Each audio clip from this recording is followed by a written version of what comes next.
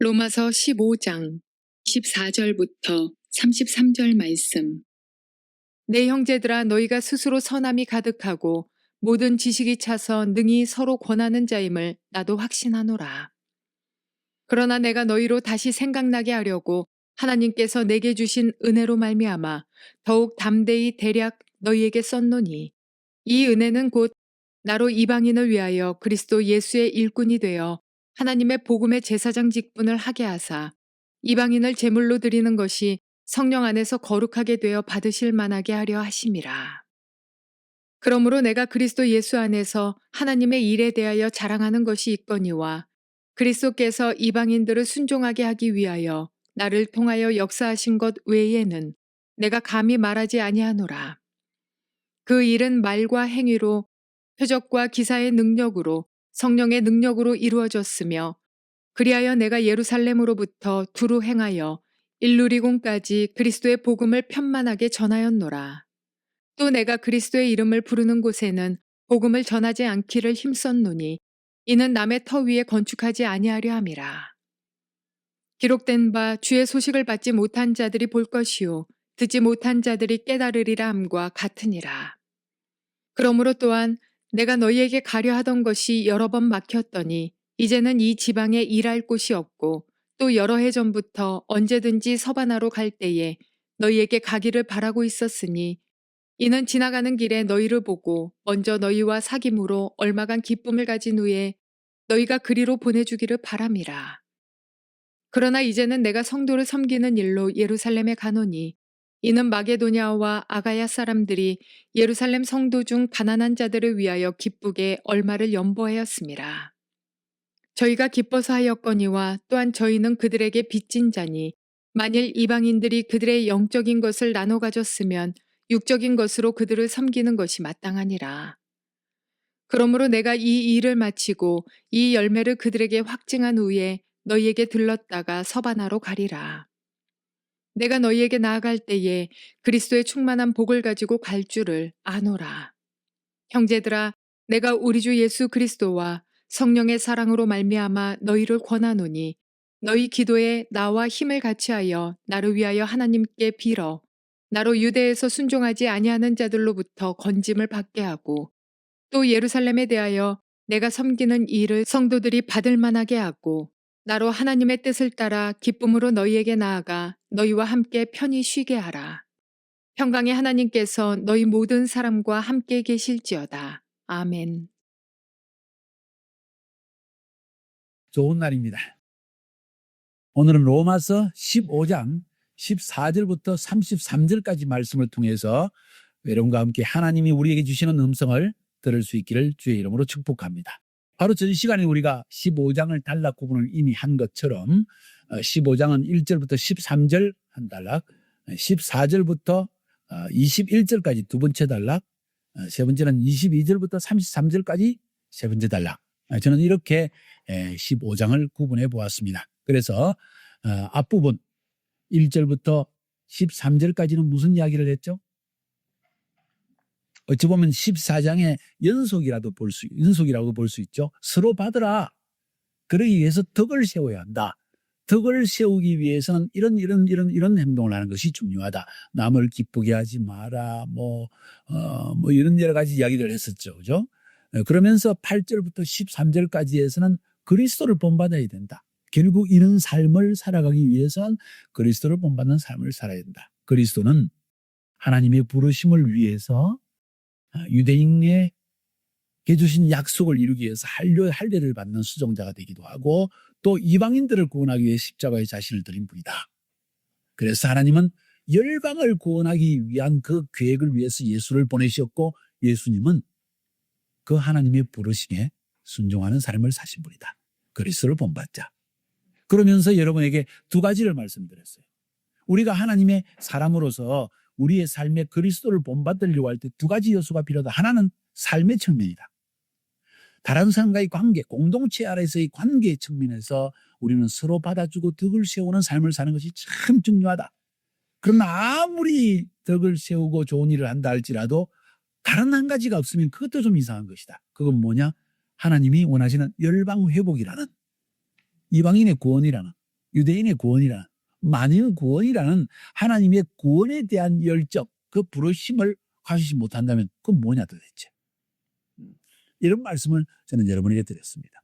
그러면서 이 8절부터 13절까지를 연결해 가지고 사도 바울은 자신의 열정을 피력합니다. 아주 개인적인 이야기를 하고 있습니다. 먼저 두 번째 단락인 14절부터 21절까지에서는 자신의 이방인을 향한 부르심의 열정을 지금 피력하고 있는 거예요. 그리고 22절부터 33절까지에서는 로마에 가고자 하는 그 자신의 열정도 함께 피력을 하고 있습니다. 그리고 마지막 부분에서 인사를 하면서 거의 끝마치는 것을 볼 수가 있습니다. 내일 16장으로 넘어가면 16장에서 또 이제 공동체 안에 주를 섬기는 많은 가정교회 용사들에 대한 이야기가 막 나옵니다. 그건 내일 보기로 합시다. 자, 14절부터 21절까지는 이방인을 향한 부르심의 열정.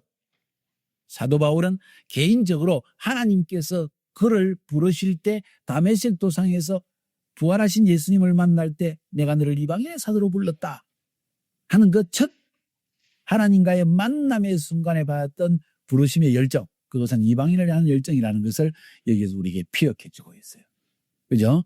그러나 14절 한 절은 사실은 그 앞절과 연관된, 앞부분과 연관된 거예요. 내 형제들아, 너희가 스스로 선함이 가득하고 모든 지식이 차서 능히 서로 권하는 자임을 나도 확신하노라.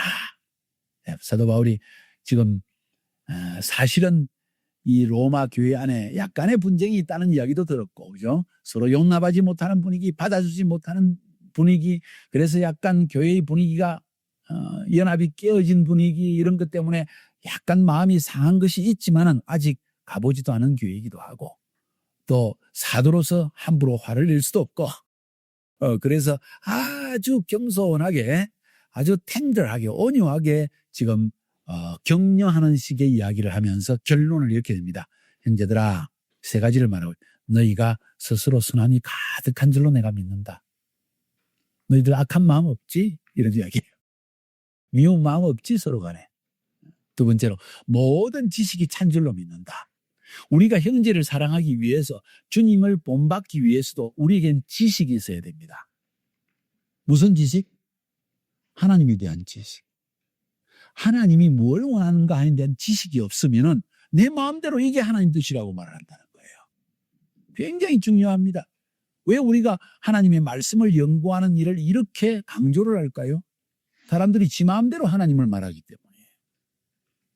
많은 교회의 전통들과 한국 교회의 전통, 독일 교회 전통, 뭐 일본 교회 전통, 교회마다 전통을 살펴보면 비성경적인 것이 굉장히 많다는 것 아시나요? 전 세계에서 정말 참 명절로서, 기독교 명절로서 지키는 크리스마스다, 뭐 이스터다, 이거 비성경적, 성경에 없는 이야기만 있다. 그죠? 추수감사절 좋은 의도이긴 하지만은 성경에 추수감사절 지키라는 말 없어요. 그렇잖아요? 좋은 의도인 것과 성경적인 것은 구분해야 되는 것이죠. 그게 문화 속이 아닌 것은 구분할 줄 알아야 돼. 그래서 지식이 있어야 됩니다. 그래서 사도 바울이 너희가 성함이 가득한 줄로 내가 확신한다. 실제로는 아닌 게 좀 있지만은 너희가 모든 지식이 가득 찬 줄로 믿는다. 성경적인 지식을 통해서 하나님을 제대로 알고 있다고 나는 믿는다. 너희들 개인적인 확신을 따라 행동하지 않는 줄로 나는 믿는다. 그런 이야기예요. 그래야만 그 다음에 서로 권하는 자가 될 수 있는 거예요. 능히 서로 권하는 자임을 나는 확신하노라. 왜? 로마 교회 안에 서로 권하는 자가 아니라 서로 다투고 있기 때문에요. 겸손한 마음으로 서로 권하는 분위기가 되었더라면 결코 그 안에 분위기가 험악하지 않았을 거라는 거죠. 사도 바울은 그래서 언제 너희들 정신 차릴래? 이렇게 말하지 않고 몇 번이나 말해야 알아듣겠어 하고 화내지 않고 내가 너희들이 선함이 가득한 줄로 내가 확신한다. 또 지식이 가득 찬 줄로 믿는다. 또 너희들이 능히 서로 권하는 자임을 내가 확신한다. 권한다. 이해가 되죠, 그죠? 그 이야기를 하면서 거의 끝내면서 그러나 내게 주신 하나님의 확신은 이런 것이다 하면서 서로 권하는 이런 아름다운 교회 안의 분위기가 있어야 되지만 더 중요한 것은 너희의 부르심이 뭐냐는 이야기. 그래서 15절부터 시작해서 21절까지 이르면서 사도 바울이 강하게 피력하는 것, 뭘까요? 나는 복음의 제사장이 되었다. 그래서 다른 인간적인 것을 자랑하지 않겠다는 게 학력이다, 부다, 성공이다, 지위다, 형통하다, 뭐 잘생겼다 이런 것 별로 자랑할 것 없다. 나는 오직 복음의 제사장 직무를 위해서 부르심을 받았다. 내가 자랑한다면 오직 하나님께서 말과 표적과 기사의 능력으로 역사하신 것, 성령의 능력으로 역사하신 것, 오직 주님이 역사하신 것, 그것도 복음을 위해서 역사한 일만 자랑하겠다. 고린도전서에 보면 나는 그리스도의 십자가 외에는 자랑할 것이 없다 그랬어요. 그 마음 중심 속에 하나는 크리스찬의 성도의 삶 가운데 관계 안에서 서로 용납하는 거, 받아주는 이 아름다운 분위기를 유지하기를 원했고, 다른 남편은 그런 가운데서 그냥 우리끼리 좋다, 뭐 그냥 야유회하고 양고기 구워 먹고 즐겁고 서로 좋은 게 좋은 거지 하고 그치는 것이 아니라 항상 그런 가운데에서도 이 중심에 핵이 어떤 강한 열정이 있는데 그것은 나에게 주신 부르심을 성취하고자 하는 열정이라는 거예요. 복음을 전해야만 내 마음이 주님 앞에서 떳떳하다는 거예요. 바울은 이 마음이 있었다는 거예요. 그 마음을 지금 이야기하고 있는 거예요. 사랑하는 바울이 로마에 있는 성도들아, 너희들 마음속에 있는 열정이 뭐냐? 그래서 그러나 내가 너희로 다시 생각나게 하려고 하나님께 주신 은혜로 말미암아 담대히 대강 너희에게 썼는데, 이 은혜가 뭔지 아느냐? 내가 이방인을 위해서 그리스도의 일꾼이 되어서 하나님의 복음의 제사장 직분을 위해서 이방인을 하나님께 제물로 드리는 그 일을 하려고 내가 부르심을 받았다 하는 핵심을 지금 이야기하고 있는 거예요. 그래서 그런 이방인을 순종케 하기 위해서 하나님이 그를 사용해서 하신 일들, 말, 일, 표적, 기사, 능력이며 성령의 능력으로 역사한 것, 그 외에는 나는 할 말이 없다. 그것 때문에 나는 19절 보니까 예루살렘으로부터 시작해갈 두루 일루이곤까지 그리스도의 복음을 편만하게 전하였노라. 일루이곤이 어딘지 알아요? 유고슬라비아입니다. 유고슬라비아, 오늘날의 유고슬라비아 지역까지 복음을 전했다. 여러분이 사도행전에 보면 사도 바울이 1차, 2차, 3차 전도행을 가죠.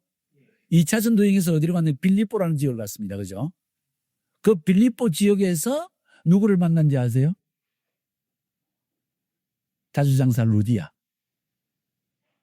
예, 채색 옷을 컬러풀한 색깔이 들어있는 옷감을 만드는 그 포목 상점이죠. 포목 상점을 했던 여자 루디아라는 거예요. 그 당시에 색깔이 있는 옷은 귀족들만 입는 것이죠. 그러니까 이 포목 장사를 했던 루디아는 엄청난 비즈니스맨이었어요. 재미있는 이야기예요. 가만히 고고학적으로 살펴보면 그 당시가 보통 평민들은 그냥 흰옷이나 뭐 이런 것을 입었는데, 여러분 지금도 터키의 성지순례를 가보면 이제 소아시아 지역이나 이 지역을 다녀보면 거기에 물감을 들이는 그런 지역들이 나옵니다. 예, 꽃물을 갖다가 색깔을 흘려가지고 물감을 들이는 그런 옷들은 엄청 비쌌다는 거예요. 특별히 왕이 입는 옷들은 무슨 옷? 홍포, 붉은 옷들. 예, 그 귀족들만 입을 수 있는 것이에요. 그러니까 이 자주장사라는 것은 색깔이 있는 토목상사. 이 루디아는 상당한 비즈니스맨이 있다는 거예요. 그래서 나중에 보면 사도 바울을 따라서 갔던 누가라는 사람이, 그죠? 사도행전 16장인가요? 빌립보까지 가는 게 16장인가 나옵니다. 16장까지 누가가 따라갔는데 우리가 바울과 함께 우리란 말이 나오는데 17장부터 갑자기 없어져요. 그 이름이.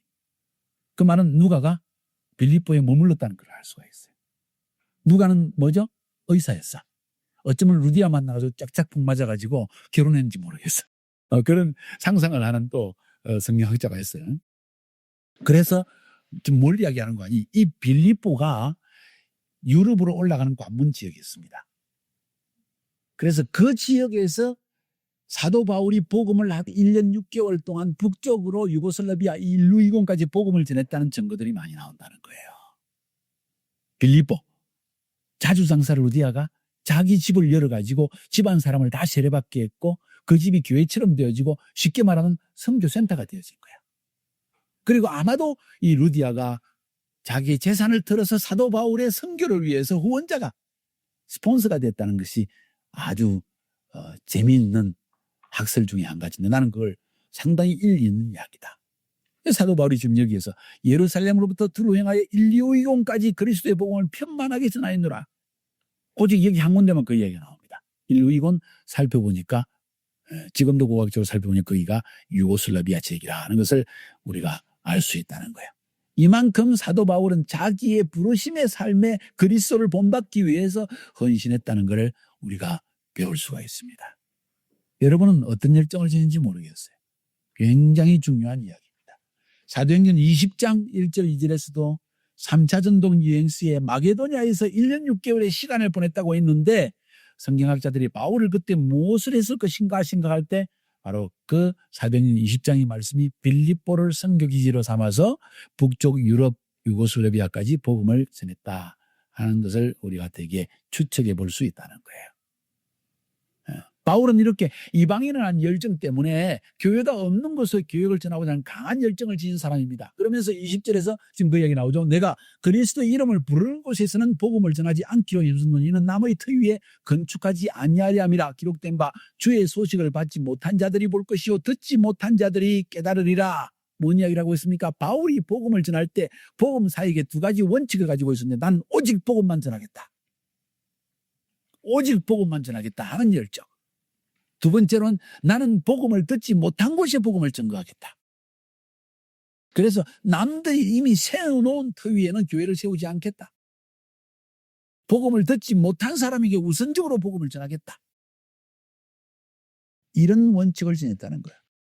저도 예수 믿을 때 성령 받자마자 제게 주신 두 가지 말씀인데 한 가지는 사도행전 1장 8절이었고 두 번째 말씀이 오늘 본문에서 말하고 있는 로마서 15장 27절의 말씀이라는 거예요. 이건 사도 바울의 말이 아니라 이사야서 52장에 하나님께서 이사야서 52장 15절에 이미 이사야를 통해서 말세에 이런 일이 있을 것이라고 말씀해 주신 거예요. 후에는 그가 열방을 놀릴 것이요 열방은 그를 인하여 입을 봉하리니 이는 그들이 아직 전파되지 않은 것을 볼 것이요 아직 듣지 못한 것을 깨달을 것임이라 하시니라. 바로 하나님이 이사야를 통해서 약속하시고 예언하신 그 내용들이 바울을 통해서 이루어졌다는 사실을 바울은 이야기하면서 바로 그것 때문에 나는 이 예언의 성취를 위해서 나의 부르심으로 삼고 나는 복음이 없는 곳에 가서 복음을 전했다는 열정을 지녔다는 거예요. 감사하게도 카달시스에 있는 우리 교회 성도님들도 거의 한 명도 빠짐없이 전부 전혀 복음을 듣지 못했거나 혹은 들었어도 믿지 못했던 사람들이 다 우리 교회를 통해서 예수를 믿게 되었다는 사실. 난 그것이 큰 자부심이고 기쁨이에요. 이동성도가 아니고 내 교회만 키우기 위한 것이 아니고 정말 예수를 믿지 않는 사람에게 복음을 전하고자 하는 열정이 있는가. 이것이 중요하다는 거예요. 이것이 선교사의 마음이 되어야 된다. 저는 그렇게 말씀드리고 싶은 거예요. 이런 원칙을 따라 살아간다면 우리는 남과 다툴 것도 없어요.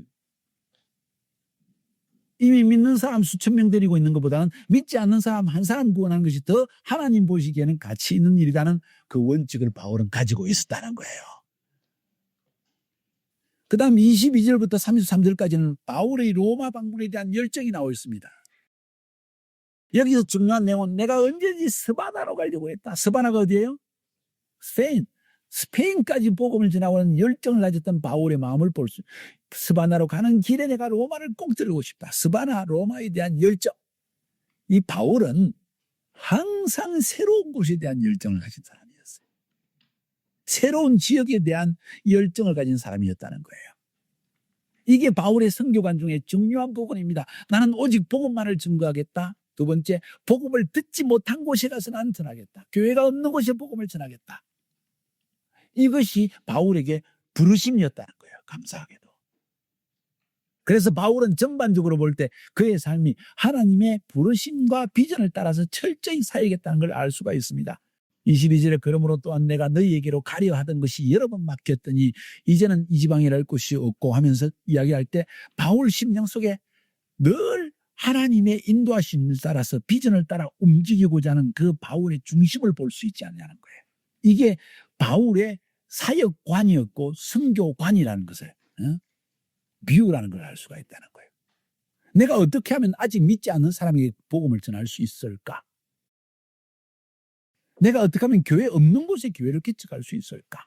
교회가 없는 청에게 복음을 전할 수 있을까? 청년청에 복음을 전할 수 있을까? 이런 마음을 지닌 것이 바른 사역자의 눈이 아닐까. 난 그렇게 생각한다는 거예요. 내가 너희에게 가리하던 것이 여러 번 막혔다. 23절에서는 이제는 이 지방에 일할 곳이 없고 여러 해 전부터 언제든지 서마다로 갈 때 너희에게 가리는 원이 있었으니 이는 지나가는 일에 너희를 보고 먼저 너희와 교제하여 약간 만족을 받는 후에 너희의 거리로 보내줌을 바람이라. 로마에 가면 로마에 있는 성도들이 헌금을 해가지고 또 배를 타고 스페인까지 바울이 갈 수 있도록 여비를 줄 것을 기대했다는 이야기예요. 너희들이 선교에 동참하기를 내가 원했다는 겁니다. 그게 기도 중에 내가 느끼는 것이었다는 거예요. 그게 하나님이 나에게 주신 비전이요 부르심이었다는 거 이야기입니다. 바울은 그래서 자기의 심령 속의 부르심을 따라 움직이고 하나님의 성령의 감동을 따라 움직인 사람이었지, 내가 어떻게 하면 한 자리 얻을 수 있을까? 어떻게 하면 내 교회 키울 수 있을까? 이런 데 관심이 있었던 사람이 아니었다는 점이 일반 사역자들과 차이점이다. 이 점을 여러분이 꼭 마음속에 간직할 수 있기를 바랍니다. 그는 처음부터 끝까지 그렇게 살았습니다. 처음부터 끝까지. 초심이, 처음 마음이 변하지가 않았다는 이야기예요. 두 번째로 오늘 본문에서 볼 수 있는 것은 사도 바울은 예루살렘 교회에 대한 빚진 마음을 지니고 있었다는 걸 알 수가 있습니다. 25절. 그러나 이제는 내가 성도를 섬기는 일로 예루살렘에 가노니 이는 마게도냐와 아가야 사람들이 예루살렘 성도 중 가난한 자들을 위하여 기쁘게 얼마를 동정하였습니다. 마게도냐, 아가야. 마게도냐는 빌립보 지역이고 아가야는 어딘가요? 하여튼 지금 다 그리스 지역입니다. 그죠? 고린도가 있는 지역, 베레아, 고린도, 이런 지역. 이 지역, 데살로니가전서, 데살로니가 지역. 요 마게도냐와 아가야 사람들이 예루살렘 성도 중 가난한 사람, 아마 그 당시에 큰 기근이 들었고 흉년이 들었고 그래서 예루살렘 성도들이 어려움을 겪는다는 이야기를 듣고 특별 헌금을 했다는 거예요. 구제 헌금을. 그 돈 가지고 지금 예루살렘에 가고 있다는 거예요. 그러면서 바울이 한 이야기가 저희가 기뻐서 하였거니와 즐거움으로 했지만은 또한 저희는 그들에게 빚진 자이다. 사실은 그렇게 돕는 것이 마땅한 일이다. 왜? 영적으로 빚졌기 때문에. 예루살렘 교회를 통해서 영적으로 빚졌다는 거예요. 유대인을 통해서 복음을 받았고 유대인을 통해서 예수님이 오셨고 유대인을 통하여서 사도들이 일어났고 바울도 유대인 아니에요? 예루살렘 교회에 대한 빚진 마음, 유대인에 대한 빚진 마음, 이스라엘에 대한 빚진 마음, 이건 모든 기독교회가 지녀야 되는 마음이라는 거예요. 그래서 오늘날도 이스라엘, 예루살렘 특별히 보면 정통 유대인들 가운데 가난하게 사는 사람들이 많고 또 알리야, 그러니까 이스라엘로 다시 돌아온 유대인들이 전 세계에 많이 있는데 이 사람들이 가난하게 삽니다. 다들. 직장을 구하기가 힘듭니다. 어렵습니다. 두 잡, 세 잡 뛰어도 먹고 사는 게 쉽지 않습니다. 그래서 그런 사람들이 옷을 걷다 주기도 하고 또 6월절에는 6월절 식사하라고 돈을 걷어 주기도 하고 혹은 홀로코스트를 통해서 고난을 겪은 사람들이 이제 90세 되고 이런 사람들이 있는데 그들을 시시때때로 모아가지고 점심 식사를 대접하고 이런 어떤 구제단체들이 많이 일어나고 있고 또 한국 성도들도 교회들도 거기에 많이 참여를 하고 있어요. 난 이것이 아름다운 일이라고 생각합니다. 자, 한마디 요점을 이야기한다면 이스라엘과 유대인이 고난을 당할 때 그들을 돕는 마음이, 빚진 마음이 있어야 된다. 어찌 보면 이방 교회는 세상에서 진짜 고난을 당한 존재들이었다는 거예요. 그때 유대인들을 통하여 복음을 들음으로 말미암아 오히려 구원과 축복을 누린 우리들이다. 이방인들이다. 근데 이스라엘과 유대인과 예루살렘이 고난을 당할 때 우리가 돕지 않는다면 누가 도울 것인가 하는 이야기예요. 이스라엘에 대한 빚진 마음, 그걸 지금 사도 바울은 오늘 피력을 하고 있는 것입니다. 그러면서 세 번째로 오늘 마지막 부분에서 볼 수 있는 것은 바울은 이 복음 사역의 원칙을 따라 겸손히 사역했다는 걸 볼 수가 있습니다. 사도 바울 위대한 사람 아닙니까? 기적도 일으킨 사람 아닙니까? 그런데도 그는 겸손하게 부탁합니다. 나를 위해 기도 좀 해주세요. 이런 이야기입니다. 형제들아, 내가 우리 주 예수 그리스도로 말미암아 성령의 사랑으로 말미암아 너희를 권하노니 너희 기도에 나와 힘을 같이하여 나를 위하여 하나님께 빌어서 뭘 빌까? 유대에 순종치 않는 사람, 그러니까 이스라엘 안에 그 당시에 유대 지역에 믿지 않고 괴롭히는 이 유대인들 좀 구원받게 해달라고 기도 좀 해달라. 또 예루살렘에 구제 헌금 가지고 가는데 그것이 아름다운 열매를 맺게 해달라고 좀 기도해달라. 이런 이야기를 지금 사도 바울이 하고 있다는 거예요. 복음 사역에서 가장 기본적인 몇 가지 도구가 있는데 뭔지 아세요? 사역자에게 필요한 것. 믿음입니다. 기도입니다. 비전의 열정입니다. 이것이 없이는 하나님의 사역을 이룰 수가 없습니다. 그냥 방법론 가지고 하나님 목회를 할 수 있느냐? 아니에요. 하나님이 주는 비전에 대한 열정이 있어야 됩니다. 자신도 기도해야 될 뿐만 아니라 중보 기도자를 항상 모아야 됩니다. 나를 위해 기도해 주세요. 무엇보다 하나님께서 나를 부르셨고 나를 통해서 일하실 것에 대한 믿음이 늘 있어야만 합니다. 오늘 14장 마지막 부분을 통해서 우리는 바울의 열정을 보았습니다.